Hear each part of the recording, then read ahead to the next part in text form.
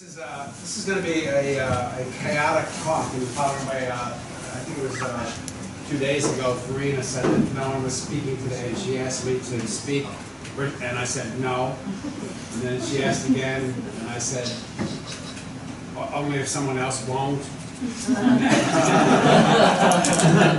And then, so then I was trying to think of what to talk about today, and I thought, you know, I'm engaged in a lot of different projects here with a lot of different people. These are just some recent collaborators that I've been working with, many of whom are here at the Institute, and this doesn't list all of them. And I know that while I'm gone, most of the projects that I'm probably on here, somebody's going to be talking about. You know, James, I'm expecting you to give a talk soon, and so I'm sure lots of you will be giving talks, and I didn't want to talk about anything I'm doing here at IPPE, therefore. So I thought the thing I would talk about today is just a few projects that I'm working on when I'm not here. And really, the reason I'm doing it is to convince you that I actually do work when I'm not here. In my field, I'm going to say a few things about what I do in self-determination theory and motivation. That's the camera right over. Okay, so I'll stand here then. I work in the field of motivation, and I recommend the field of motivation to all of you who are interested in a lot of different things, because it allows you to do the following thing. You study motivation because it allows you to study whatever you like.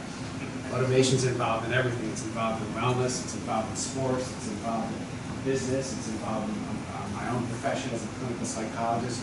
There's nothing you can think of in the field of behavioral science that doesn't involve motivation. So if you're somebody who's fickle and can't decide what to do, this is the field for you.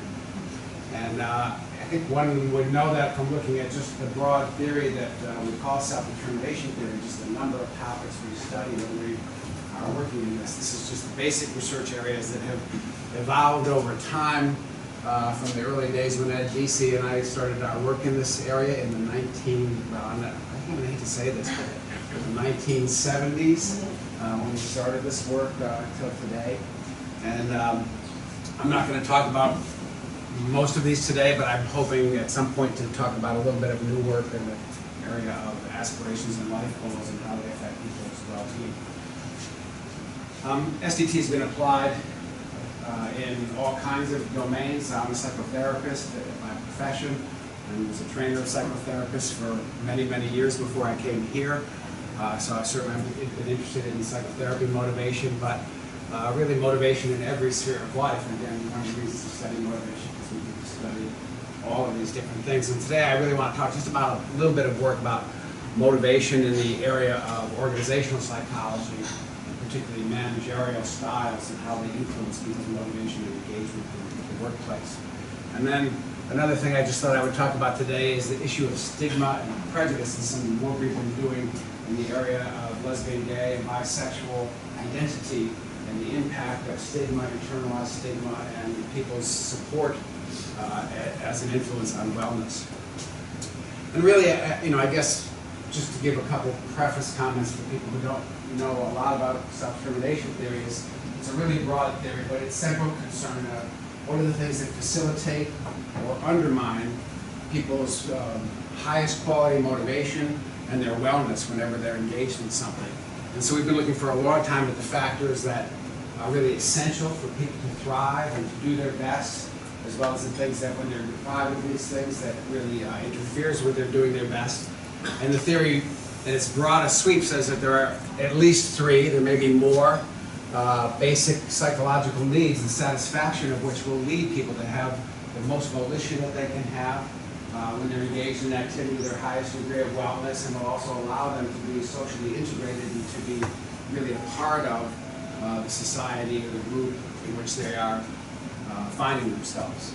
And so we have some definitions of each of these things, and again, because I think this is at least my 6th talk here at IPPE, I'm not going to spend a lot of time on these things, but just in very brief, we argue that if you're going to be really motivated, like if we're going to be here at IPPE, we really need to feel connected with one another, we need to feel cared for, we need to feel like we're supporting each other. That's a sense of relatedness.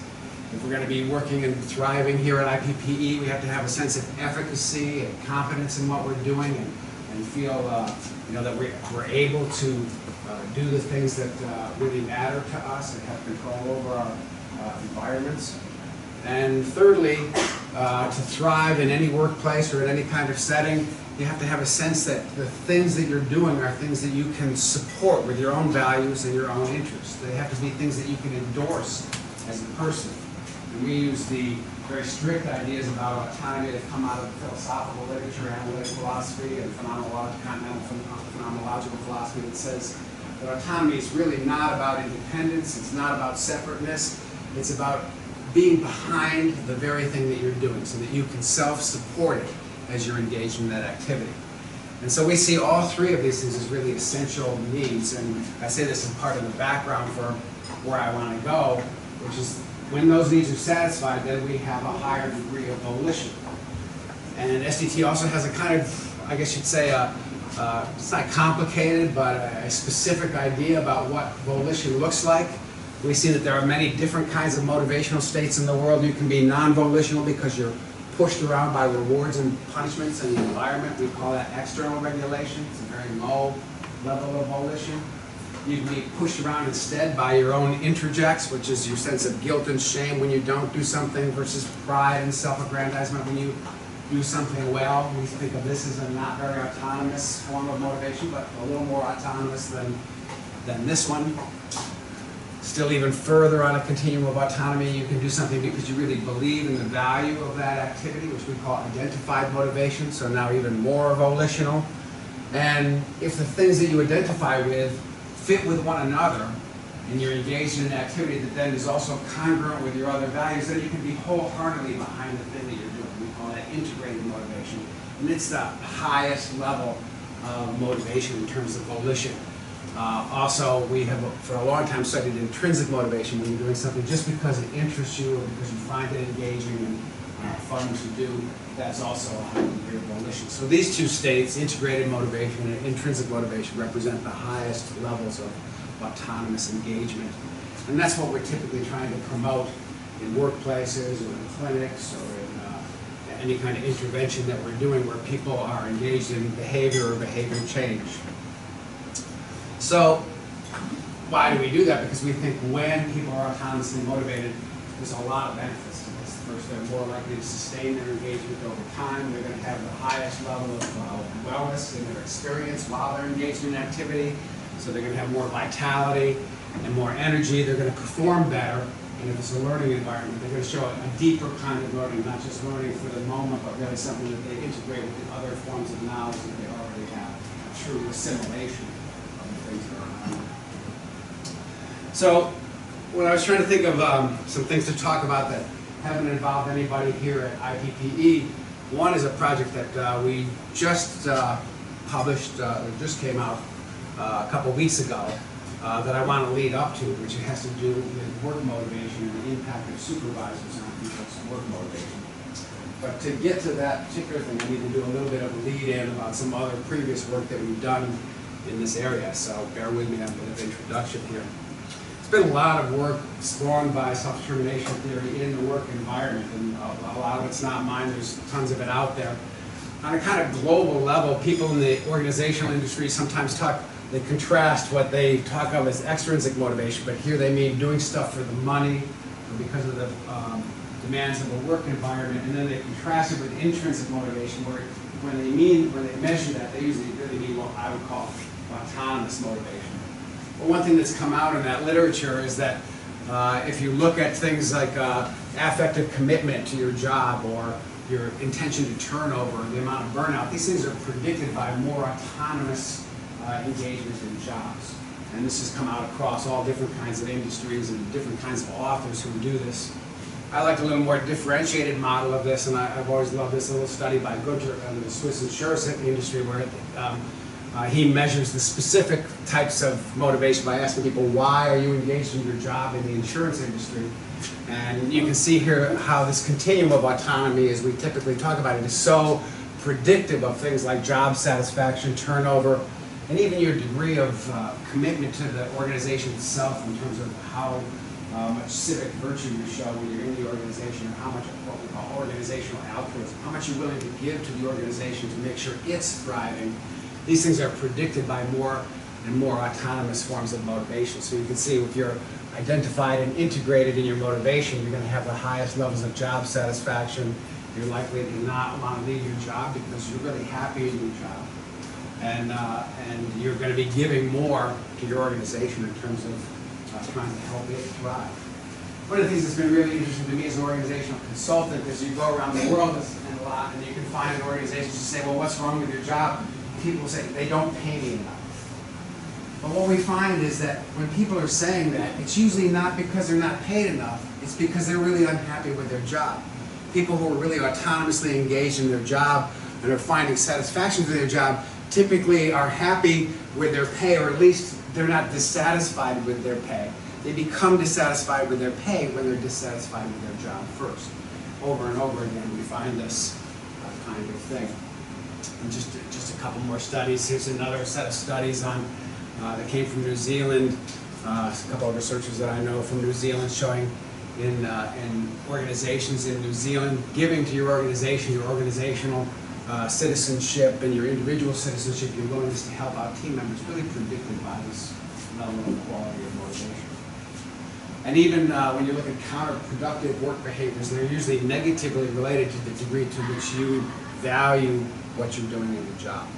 So there's just a lot of research on this kind of stuff, both from ourselves and from lots of other people. This is just a new study that I saw yesterday, so I decided to stick it up there. So if we were to go towards what are the elements in workplaces that really help people feel the most autonomous in their work, most engaged in their work in this very positive sense that we're thinking about when we think about high quality motivation, we come back to the basic theory of self-determination theory, which says there's factors that have to do with autonomy, there's factors that have to do with support for competence, and there's factors that have to do with support for relatedness that are really the drivers of people having this sense of organizational commitment and enjoyment of their job.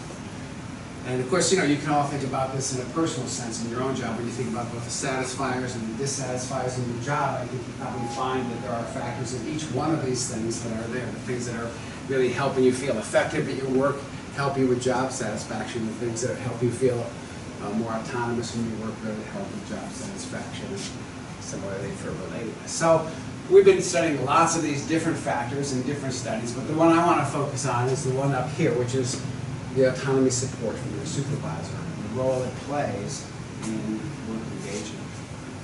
And just to say what autonomy support looks like, this is really true across domains, but it's certainly true in the organizational domain.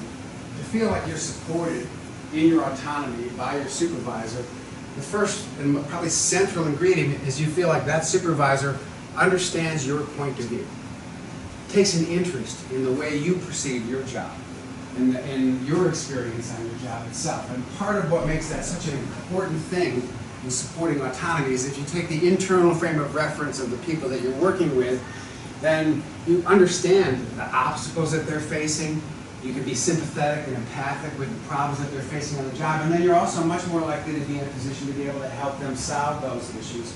And if nothing else, to have them feel appreciated in the struggles that they're having on the day-to-day job.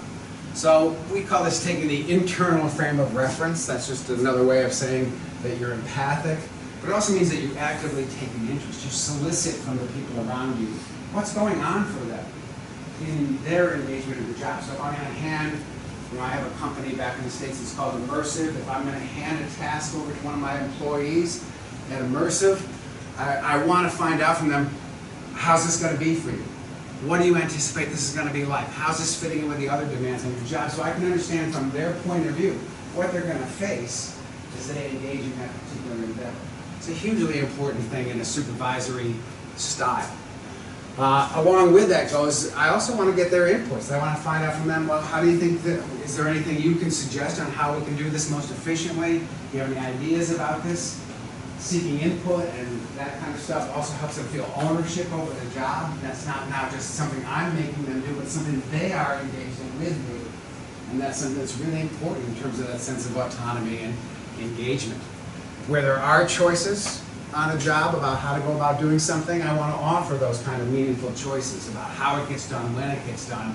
And when there's no choice, let's say, for instance, that we have a deadline and the deadline is not negotiable with our vendors. In that instance, I want to be able to explain why we don't have a choice about that with a rationale that my employee can understand. Because if we are both together in understanding why we have to do it under the constraints that we have, then we can still both have ownership about trying to accomplish that goal.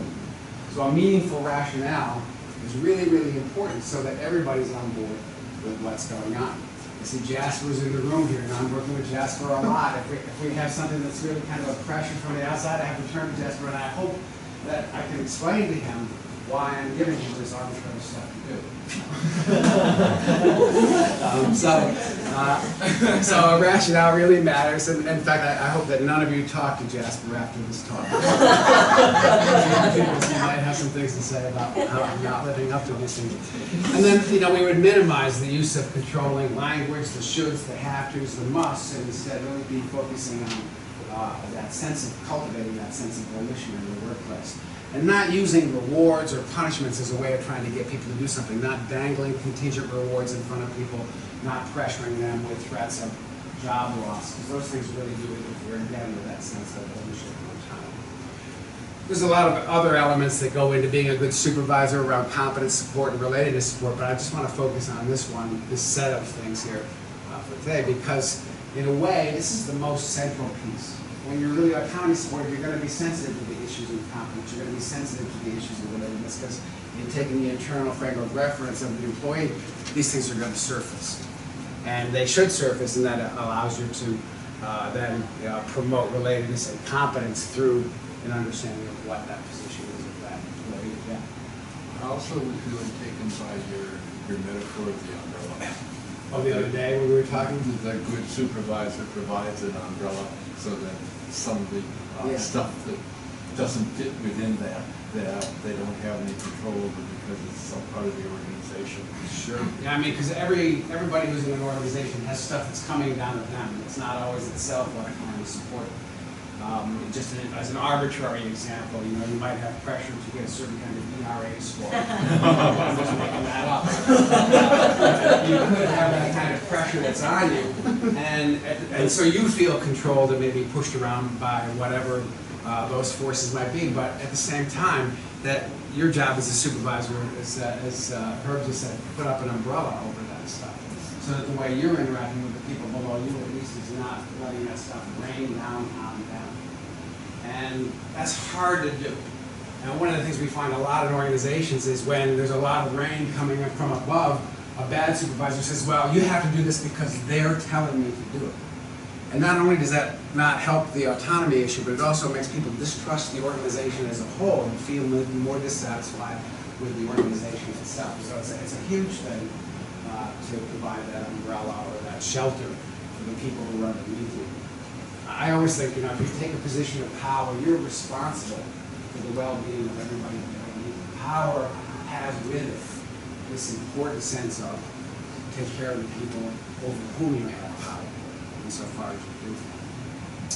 So, we've been studying this for a long time. This was in a Fortune 500 company, one of the early studies that Ed Beasy and I did with Jim Connell in a Fortune 500 company. I just want to show the kind of magnitude of this effect of supervisor autonomy support in terms of satisfaction with the supervision itself, a sense of empowerment in people's jobs.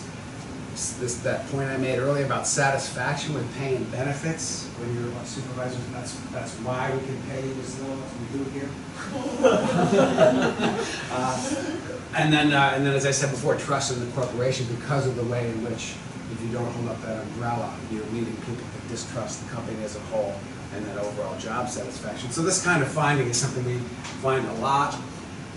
We find it in all kinds of industries. This was an early study that we did with Paul Bard, who was a banker on Wall Street. So he got us into Wall Street brokers and bankers. So here you think of really, really high-paid people, but also in a high-pressure profession.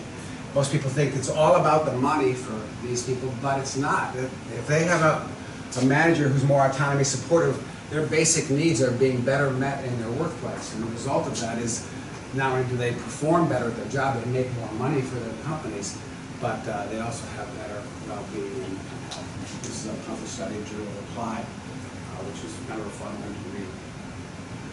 This also has to do with stress and turnover in the workplace. If you have a autonomy supportive or need supportive manager. Employees tend to be more self-regulated, and that means they have what we call less somatic burden. They have less stomach aches, less headaches, less sick days, less of the things that are driving them out of work.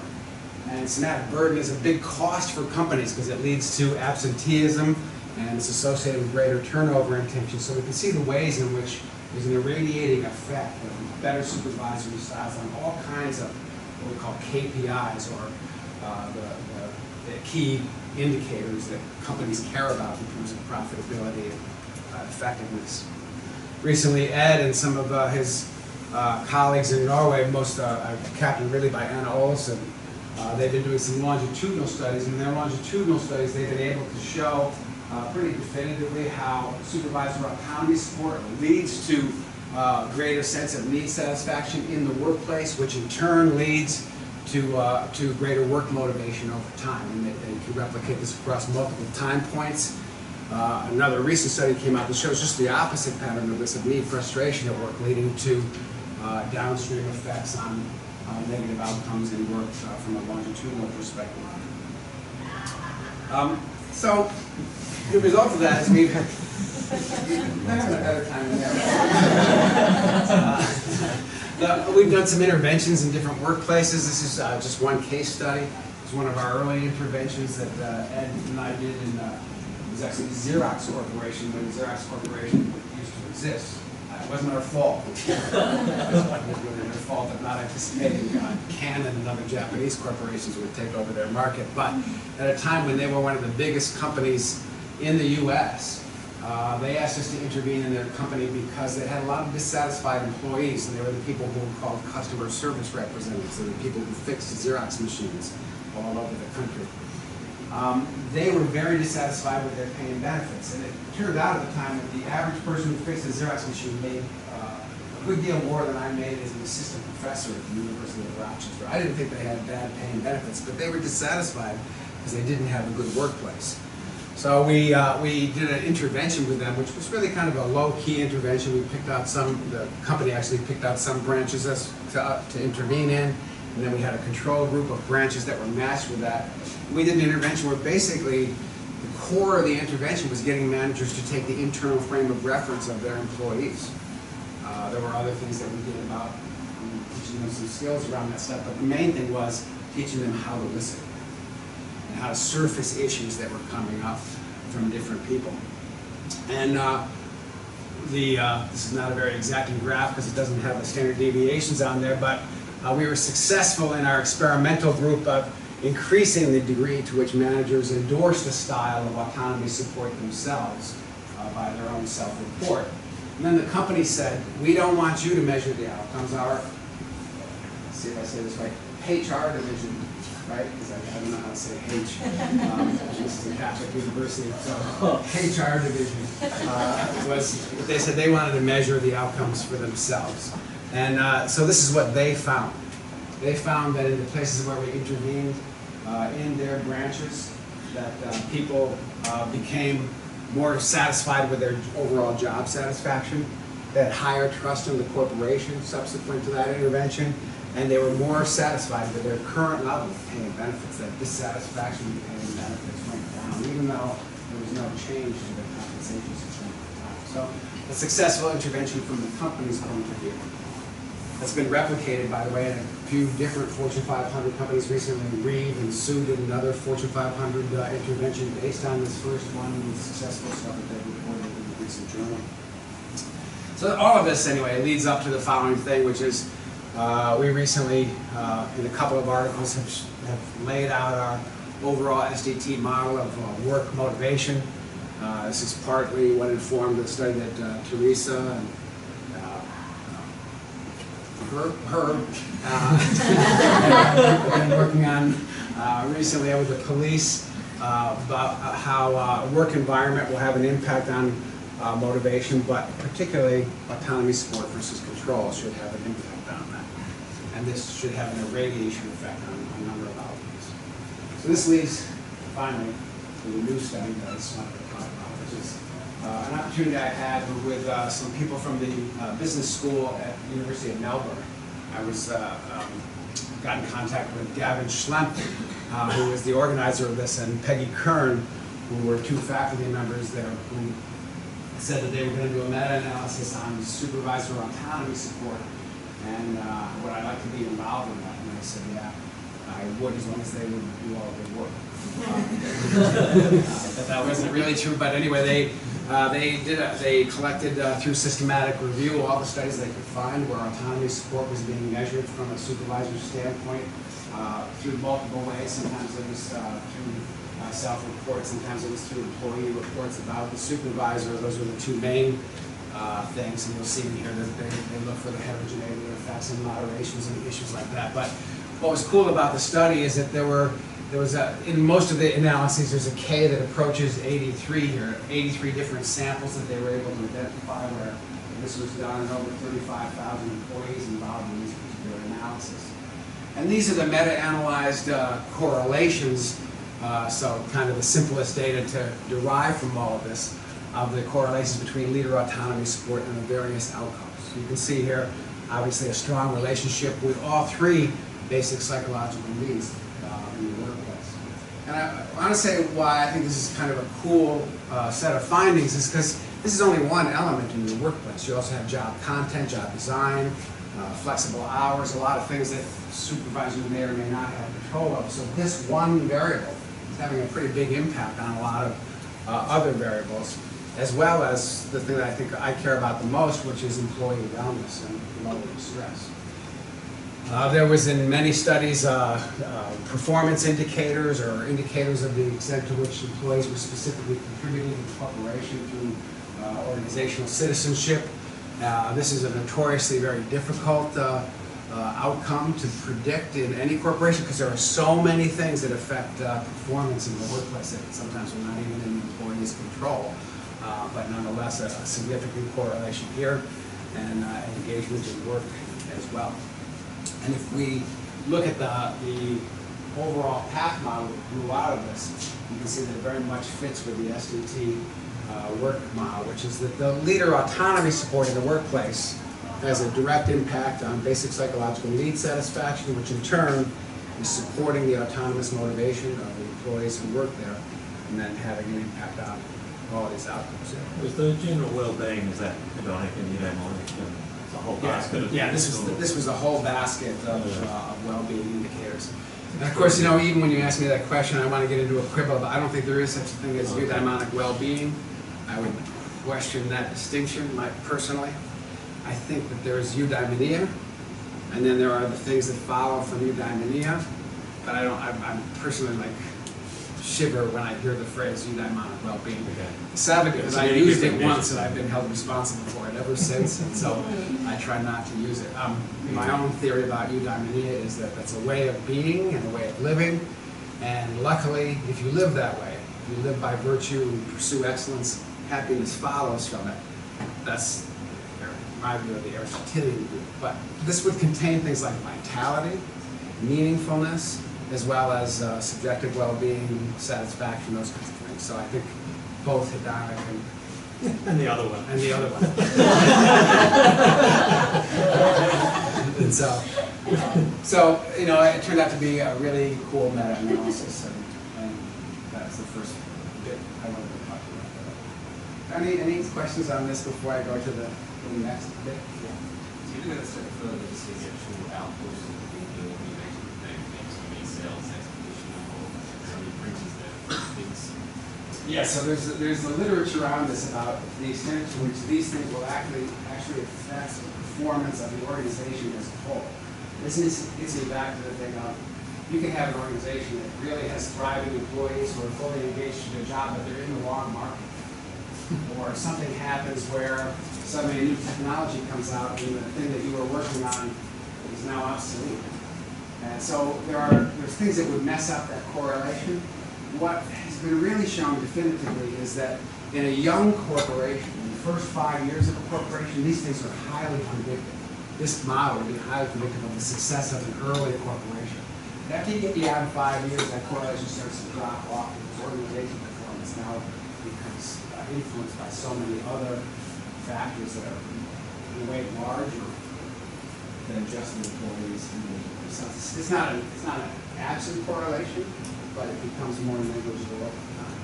But that first 5 years, it's a relatively steep curve. The more autonomously engaged employees are in a young company, the more likely that company is to take off. Because that's when you really need that. And you probably need that by a niche. And I go back to, again, you can have employees in a restaurant that really love what they're doing, they love the food, but you just have on the wrong corner. That's something that you can't do something about. So that's a complex literature. This certainly, though, I would say one thing, which is I've never seen a study where this didn't help. But I've seen some places where it doesn't account for the overall threat. One place it does help, though, is not having this stuff cost companies a lot of money. Absenteeism, turnover, particularly in a company where there's high skills, turnover costs a lot of money. So those kind of KPIs really mean that a lot. And in that sense, it's the only bad likely. Any other questions? I'm amazed that the correlation is 0.46 between someone else's behaviour, its impact on you, and then general overall well-being. Just, is there anything else that would predict general well-being, like any other workplace variable that would be predicted as strongly as Well, your immediate supervisor has a lot to do has a huge impact with your day-to-day operation and your job.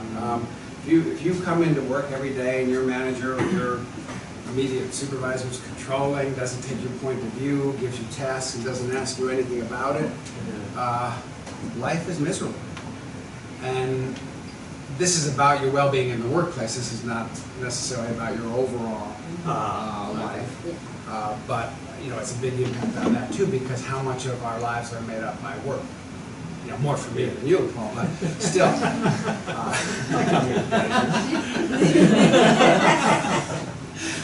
So it's a big influence on our general well-being.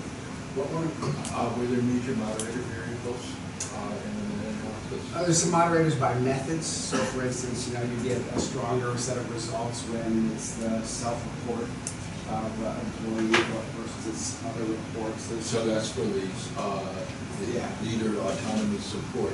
If it's the leader rating it and it's the employee that's doing everything else, then the correlation is lower. Its correlation is lower on that kind of thing. So depending on who's doing the rating. So also there's a little bit of range around the measures of each of these things, because there's been multiple SDT measures that are out there, some better than others. I can't think of other big moderators in this study offhand, though. There wasn't a lot of them. Was leader autonomy support, that looks like a pretty self-reported because of the strength of the It was both. Actually, So that's primarily it's the employee rating and leaders autonomy. Yes, so that's probably, so if you looked at observer or the leader's own rating. Well, that's why I was asking as a moderator variable, Yeah. so they would have had a mixture of both. And that's one of the really interesting aspects about the meta-analysis. Yeah. So there was a few of those kinds of things, heterogeneity effects in this overall meta-analysis. Anything else? So I'm going to get to another one, and this is going to be a completely different topic. Just another chain of research that I've been involved in for a few years now. It has to do with lesbian, gay, bisexual individuals, things that are affecting their well-being, the issue of stigma, and particularly that is interesting to me as a clinician a lot is what we call internalized stigma, when you start to have bad feelings about yourself as a function of your identity, and then how those things are related to how people have reacted to you in the process of coming out in one of these alternative, I guess you could say, or different sexual orientations than heteronormativity or whatever one might think of as normal. And I guess I've been interested in this a lot because as a clinician I've dealt with so many people who have struggled with the assumption of an identity as gay, lesbian, or bisexual. And it's been just interesting to me about how the social support system around them has an impact on them. And one of the first studies that we did in this area was a kind of simple study, I guess you'd say. This is led by Nikki Legate, who was a graduate student with me at the time. And what we did is we asked people, just a cross-sectional thing, about the different social contexts in their life, what their experience when they were with close friends, the experience when they were with their families, their experience around coworkers if they were working, their school peers if they were in a learning environment, and the people in their religious communities if they were in a religious community. And we asked them about a couple of things, but one was, how much did they feel that people around them were autonomy supportive? We weren't asking them specifically about autonomy supportive about their sexual identity, just the general autonomy supportiveness of those people. Those people take their internal frame of reference, do they support their agency, and all the things that we looked at with the managers. We also asked them, how out are you around those other people? How much are those other people aware of your sexual identity? And how much and outness for us is not just, oh, I tell people that I'm out, but how much can you be yourself in those atmospheres? I mean, you could tell other people, well, I'm a gay person, but then hide your gayness on an everyday basis by not talking about your partner, or not telling people what kind of social events you're in. There's all kinds of ways of cover, on a day-to-day basis, concealing parts of your life that bear on this particular identity. So outness here is a matter of degree. And first, you can see the different social contexts. People are more out. They're obviously more out with their close friends, and you can see that many are out with their families. But the most interesting thing in this overall thing that we did a within-person analysis on, this is a multi-level analysis, but a simple way of thinking about this is that the correlation between how autonomy supportive the people are around you and how out you are is 0.67. So it's really a strong thing. You're not going to be really being yourself unless you're around people who really feel are supporting your autonomy.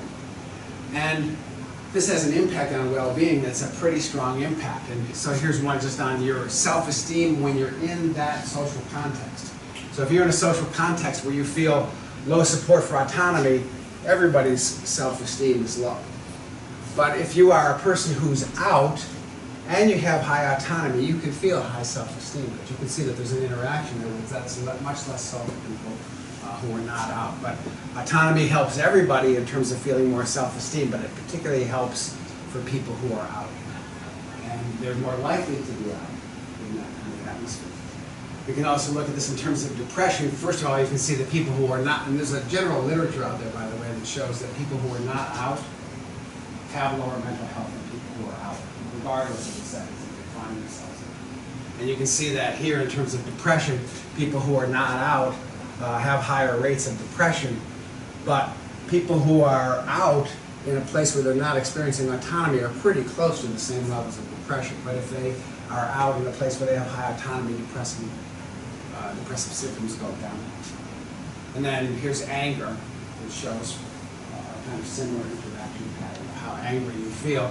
And if you're out and you're in a high autonomy support, you're not going to be experiencing a lot of anger. You don't feel that suppression of yourself on a moment-to-moment basis. So this kind of study led to some other studies. And this is a study by Ryan and colleagues, but you'll notice here it's not me. It's my son Will, who's now at the University of Toronto, and this was he was still at Santa Barbara, and he was interested in this area with also Nikki and Netta, who were two former students of mine. They got to be friends and started to do studies together. I tried to stop it. But and they did a study on experiences that people have when they first disclose to other people their sexual identity. And you get a whole range of reactions if you are gay, lesbian, or bisexual when you disclose. And here's just some of the findings they had on these initial disclosures to different people. So you can see here that these are different bar graphs for the first person you ever disclosed to, and then here's a bar graph from your mother, your father, and your best friend. And these are the kind of positive reactions, which is that some people wanted to talk about it. Some people responded positively. Some people told them they were glad to know and that they wanted to know. And kind of a sad thing for me is that if you see the lowest bar here, it's dads. You know, dads are the hardest people to come up to because they're also least likely to show the kind of positive reactions that you might want. And when you look at negative reactions here, we see a bit of the opposite pattern for most things, which is that who's going to silently judge you, who's going to talk less to you, it's dads. It's mostly dads except for the cry thing. dads don't cry as much as their mom does, but they do other negative reactions that are out there. Luckily, you know, if you have a best friend, they're the least likely to be showing these negative reactions.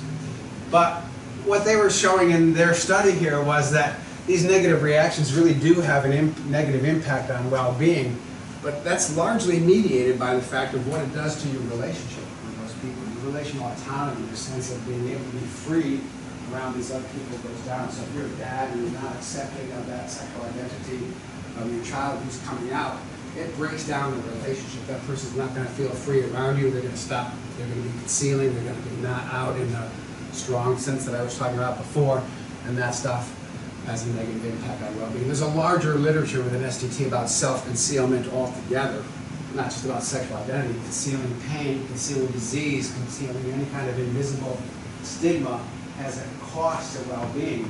Concealing costs wellness. And if people have negative reactions, you're going to be more concealing around them, and that's going to negatively impact wellness.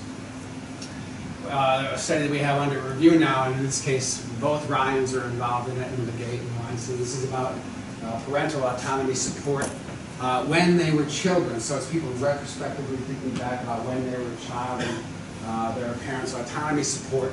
And then these are all gay and lesbian and bisexual people, and we were particularly interested in internalized homophobia here, and it's impacted by the sense of shame. And both mothers and fathers' autonomy support predicts shame and internalized homophobia, but in the PATH model, it's really moms who are carrying the weight here.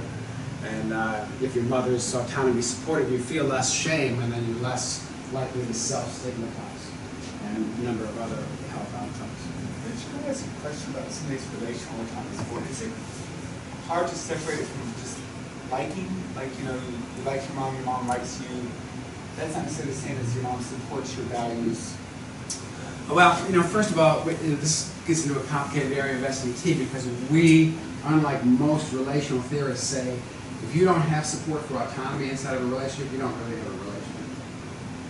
That essential to a high-quality relationship is that the other person's not controlling you, they're not contingently regarding of you, they're not conditionally regarding of you. Treating you warmly isn't enough. So you're typically not going to feel liked. The person is like, oh, hi honey, but they're only that way when you're behaving the way they want you to behave. You don't really feel liked in that instance. So you almost can't separate them. we can separate those things. You can separate them, but you know, we say that the two things really ultimately go together in terms of a high-quality relationship. So you could have, again, somebody who treats you warmly, but doesn't really support your autonomy, and then in the long run, you're not going to feel intimate with that person. The other way around too. If somebody supports your autonomy, but there's not a sense of closeness, so is it? No, that's a little. You can support somebody else's autonomy, but not be particularly involved with them. No, I understand. But you would treat them typically warmly if you were being autonomy supported. Because I know one of the issues that you've got is that you have to have all three. Yeah. That you can't separate them out in that sense that all three of them are. So I was just wondering because that's an interesting example. It is. You know, as a clinician, as a psychotherapist, you know, I would say that I hope that my patients would have always seen this supporting their autonomy. But one thing I wasn't was touchy-feely, warm, smiley all the time. That, to me, that's not helpful, particularly. I don't think that that's what people are coming to me for. They're not coming in for the hugs or for the smiles. They're coming in for a process that's going to help them grow and become integrated. So there's a place where I would really see that separation a lot. It's not that it's not conveying a lot of stuff that we typically think of as that level of relatedness. And in fact, in some ways that could interfere with the job. So you guys are somebody whose autonomy is supported but quite disagreeable and unpleasant to be around, presumably. Are you talking about me? No. I think of this TV character, the doctor that helps everybody through anybody's real pain in the ass. And then you have somebody who's really agreeable, fools you, they're fun, they're outgoing, whatever, but they're really not supporting you at all. You know, I guess it's an interesting thing about doctors in that regard. If I'm going to a surgeon, I don't care. I want them to be competent in what they're doing. If they're not nice to me, that's okay, because I want them to do a good job on that thing. It's not a relational issue in that case, but if it's my GP, I want her to be able to, and she happens to be not that relational to me. It's one of my dissatisfactions with her. She's really my wife's GP. And she puts up with me. Anyway, let's never get into personal here. They're separable, but part of it, we have our 6th mini theory in SDT, which is called relationship motivation theory, and you argue in there that unless you feel that the other person takes your return frame of reference, you don't really have a quality relationship, even if it looks warm. This is one of our issues with attachment theory, for instance. Okay. And why we come out in a different place. So we can ask, well, why do people develop an internalized stigma? We think this happens in some ways because of the lack of autonomy support of parents toward people with alternative identities. So if you're in an externally controlling content, you may not even be able to accept yourself, the parts of yourself. Like if I need my parents to love me, and I know they hate gay people, and I'm starting to perceive myself as gay, maybe what I'm going to do is push down my own gayness in order to maintain that sense of connectedness with my parents. This is what Freud would have called a reaction formation. So you have you push down this part of you, but now when you see it in other people, you detest it in other people. You think, oh, what up? Those horrible gay people, because you're fighting the gayness in yourself. So this was a theory that Netta Weinstein and I and some other people came up with, that we could test this within SDT. This is a bit of an older study, but it came out in JPSB in 2012. There are actually 6 studies in this series. But the format of it was the following, which is we, first of all, measured people's sexual orientation. They came into the lab and we said, are you gay or are you straight? Here's a 10-point scale, and they were either, 10, I'm very gay, 1, I'm very straight, somewhere in the middle on that. And then we also gave them we'd use different ones in different studies, but the principal studies used an implicit association test. So we had an association test where they had to identify themselves with either gay or straight figures, and we measured the reaction time, and we used that procedure to find out their implicit sexual orientation. And then we calculated the discrepancy between those 2 things. So what's the discrepancy between your implicit reactions to being identified as gay and then your explicit reports about that? And we argued that if you had more discrepancy inside yourself, then you'd be more homophobic. You'd be more hateful or have more negative attitudes about gay and lesbian people in the community. And that so the path model looked like this, which is if your parents were autonomy supportive, you'd have more congruence between your implicit and explicit ratings, and this would lead to less homophobia. And here's just typically the interaction that looked like, because it's only one part of this interaction where it's carrying the homophobia. It's the people who are explicitly straight, but implicitly gay. In other words, they are people who are suppressing a piece of themselves. And those are the people who are the most homophobic of other gay people. So when we came out with this study, we did an interview with the New York Times at the time. Actually, as you can see, my son Will's on this study too, so he and I did the New York Times piece on it. And they titled the piece that if you hate gay people, maybe it's because you are gay. And I didn't like the title because it itself was stigmatizing, but it captures a piece of this thing here, which is that the people who are most negative about gay people were the ones who themselves were fighting this. Of course, you see this all the time in some religious leaders who are really, really anti-gay, and then you find out later that they've been having relationships on the side. You wonder, where did that virulence come from? Well, I'm sympathetic to those people because they were fighting something in themselves the whole time. And I feel sorry for them that they were doing it in this way. This is this dynamic. It's aggravated if your parents are explicitly homophobic themselves. It adds to this whole thing. So if your parents are prejudiced against gays, and they're more controlling, you're more likely to suppress. And this is leading you now not only to have homophobic attitudes, but to endorse more aggression towards gay people, stronger penalties against gay people when they commit some transgressions, etc. So there's a whole cool set of studies to look at in there, but it shows something about how we get to that place of disliking others. So now this leads to the study I actually wanted to get to. Nikki Legate, who's ran this study, which is at the still at the University of Rochester. She's now at the University of Chicago, or Illinois Institute of Technology in Chicago, is where she's a faculty member now. We did a daily diary study. We recruited a group of gay, lesbian, and bisexual people in the city of Rochester. We got them to engage in a daily diary study where every time they were involved in a social interaction, we got ratings of what happened in that social interaction. A particular issue focused on how out were they in that social interaction about their sexual identity. Again, that strong sense of outness that I said before. How much were they comfortable being who they were in that social interaction with respect to their sexual identity, as a function of how autonomy supportive that other person is.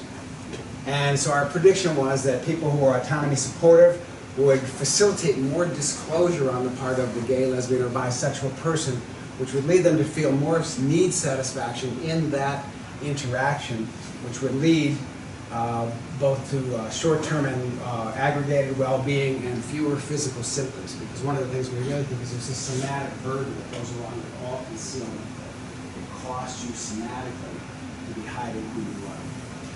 And that's the same thing I just had up there. So this was the hypothesized multi-level model, path model that we looked at. And by the way, I just want to thank Ron Ragian here. When we went through reviews on this, the analysis got more complicated than either Nikki or I could do on our own. It's one of the reasons I like to be here at IPPE, because there are people who can help me solve problems I don't know how to solve statistically. And Ron Raggi is a statistical expert in our department at Rochester, and he jumped in to help us out on this thing. Basically, I'm just going to, because of the time issue, I'm just going to go in and say this model was completely upheld in the multi-level analysis, which is we were able to show within person level and social interactions where you had autonomy supportive interaction with somebody else, that then led you to be more easy with your sexual identity in terms of how open you were, and that led to greater need satisfaction, higher wellness, and fewer physical symptoms. Rich, would you expect these models to be influenced by like a greater level of society or culture? Because these were all most of them were in North America. I think it's hugely influenced by culture, and I think there's been some really good analyses on this. Like you can look at, in the United States, you can do an analysis. My son did an analysis one time looking at state-to-state laws around gay marriage before gay marriage went federal, or restrictions around this stuff. And you can find that in those states where gay marriage hadn't been legalized, people were less disclosing and had lower mental health if they were gay or lesbian in those states. I think societies have a huge influence on this. And I think you probably get mean level differences in all of these variables. I don't think the process would be different, but I think the mean levels would be highly different. So that would be my prediction. We haven't really done a good cross-cultural comparison of the process model of that. I think it's a great question. And so you would also not necessarily expect interactions with the autonomy supportive parents or the best friend, or? Well, again, I think if you're in a culture that's pretty repressive around sexual identity, that's going to create a mean level difference in the degree to which parents are likely to be autonomy supportive with regard to that issue, at least. Yeah. And that's going to have that downstream influence. But I think it's a great question. I don't think I've seen any great evidence on this. So, and other things we've done that cross-cultural comparison on the process model of autonomy support generally. So, for instance, Valery Cherkov and I did some studies in Russia and the U.S. on parental autonomy support, teacher autonomy support. And Russian parents and teachers tend to be a lot more controlling than American parents and teachers, but the correlations of that autonomy support with well-being outcomes and educational outcomes were the same, basically. So I would expect the same kind of pattern, but to my knowledge, it's not been tested. An interesting issue that I was thinking of is that, okay, you've got people that are in the closet and haven't come out at all, or even self-denial. And then you've got people that are open and natural. But there's another sort of group of people that are belligerently overt. You know, I dare you to say something negative about this. You mean reactively Yeah. out with the identity. Yeah. I was just curious where that fits in with any of the stuff that you're doing. Well, you know, we haven't been able to study subgroups like that very in depth. It's really, first of all, hard to get a good gay, lesbian, bisexual sample to participate in a study like this and get variation in outness. Because if you're going to participate in a study like this, you're already out to some extent.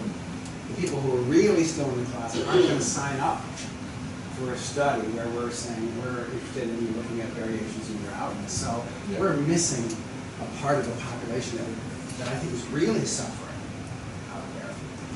That's hard to tap into. So these are great questions. And then, of course, you know, we got a lot of work in SDT about what we call reactive defiance, which usually comes out of a controlled set of motivations due to a lot of need thwarting in their environment. I suspect that would be an explanation for that. That's sort of along that line of garbage. I would think it would be a temporary. Yeah.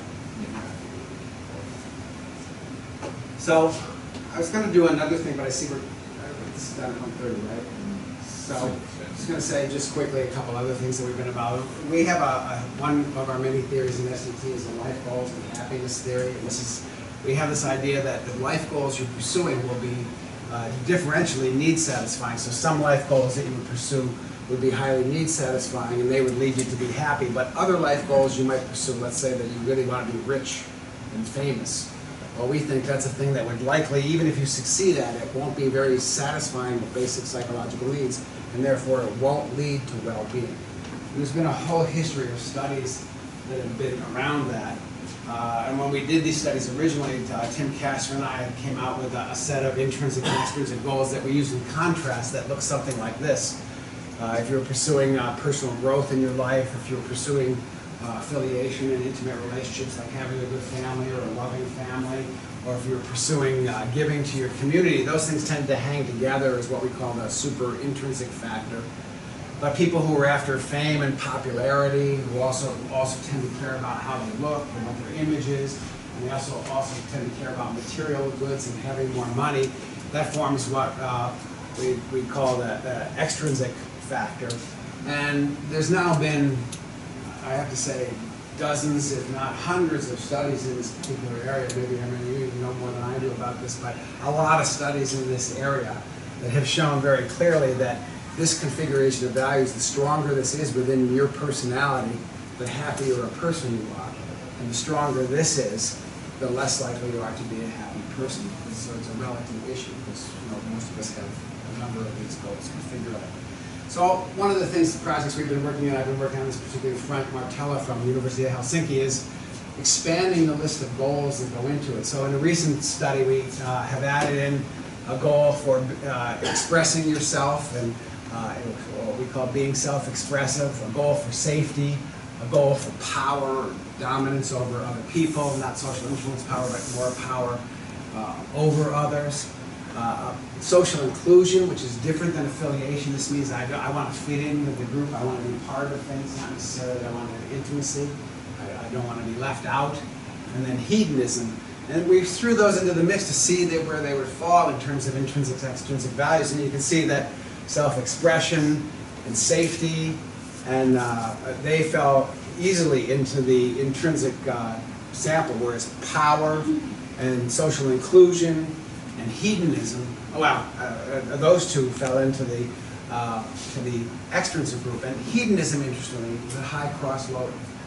It sort of loads a little more with extrinsic guys, but also loads with intrinsic guys. So I personally was pleased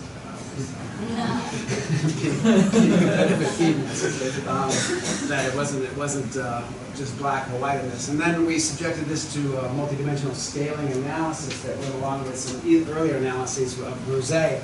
And this you're really looking at two dimensions in the MDS analysis. One that goes from self-transcendence to really a focus on your physical self is one dimension, but the dimension we really care about is the extrinsic versus intrinsic dimension. And you can see that these new values of power, for instance, is very much loading over on the extrinsic dimension. and a little bit more down toward the self end of it. Whereas social inclusion is going up a little bit more towards self-transcendence, but is still over on the extrinsic side of it. Whereas safety, interestingly, is really about the protection of the physical self, but it's also an intrinsic value for people. So this is just a starting point for us in terms of trying to expand what we think of here as these dimensions of what kind of things we're pursuing in life.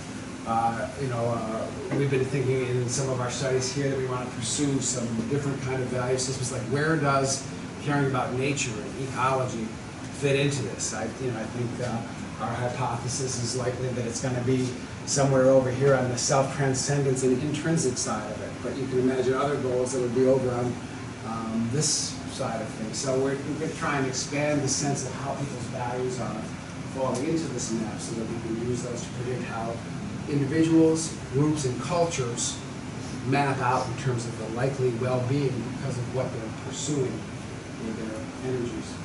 The power one's really interesting, because you're implicit in what you're saying is power over others. Yeah. Self-power. And the reason is close to autonomy. The reason I made that distinction is because if you look at, for instance, the McClelland literature, the Drive literature, power there sometimes really means that I'd like to have an influence over things. I'd like to be able to have an impact, so it's close to what we would think of as mastery or effectiveness. But there's other kind of power, which means I would like to be able to dominate over others. And these aren't strongly worded this way, but they're more toward the power over others, because we'd like to make that distinction. The way they use it in that literature kind of crosses both of those things, and that's why I think they get the mixed results they do. I think whatever you want to dominate over other people, I think that's a function of your own insecurity, and so I think that both has a basis in already poor well-being, and then in exercising it, it interferes with your capacity to have relatedness, to really feel autonomy because it's externally driven in the first place, and therefore it leads to lower well-being. So that's why we're trying to emphasize more of the domination piece of power that these people feel. And again, just when we use these factors to predict well-being outcomes, we get a pattern that's a lot like what we've gotten in the past, which is that the intrinsic values are positively associated with well-being, and the extrinsic ones typically aren't related at all. So this is just, I wanted to just do a smattering of some things that I'm doing when I'm not here. It's a pretty inadequate sample. I'm working on a lot of things. I have a little list up there of some of the things I've been working on right now, everything from studies of social justice around the world in different countries and capabilities and the impact on need satisfaction and well-being, all the way down, so at that sociological level, all the way down to the neurological level. I've been working with Marcus Curran and the German crew on the nature of introjection and where introjection activates us in the brain, and showing that when we're introjected, both the things that we typically associate with autonomy and the things that we associate with control are both simultaneously being activated in our brain, which is why we feel ambivalence and conflict in that way. So all the way from the sociological down to the mechanistic. And my point about that is that it just goes back to my main point here, which is, first SDT. This has a lot of possibilities, a lot of directions still to go in terms of what we're investigating and what we're finding. Then the second point is that if you're a scholar who's curious about the world, go to the field of motivation. As you can see, you can study anything you like. And my last point, because I have to leave here for a few months, is that I can't think of a better home out of this to be operating than this unit right here at IPPE, where I feel a lot of affiliation and a lot of autonomy support and mechanism for people who are curious. Thanks very much.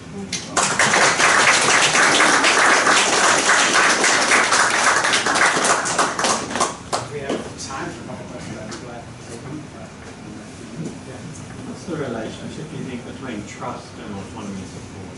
I've been thinking about whether it's possible to have one without the other, and whether one protects the other. I think it's pretty hard to trust somebody who doesn't understand your point of view. But I think you could. I think you can say, well, that's like a benign dictator. Might be somebody who you think, well, I've seen their pattern over time to do things that are okay with how I sit. I spent some time in Singapore. Singapore, in some ways, you can think of it as kind of a bit of a top-down hierarchical country, but a lot of people there very much trust the government because the government has, over time, shown that it's willing to act on the behalf of people. So you see sometimes it's a place where you can trust, even though you don't have a lot of autonomy support. I just think that's rare. I think typically you find a correlation between not many blasting or in a wrong way. That's great.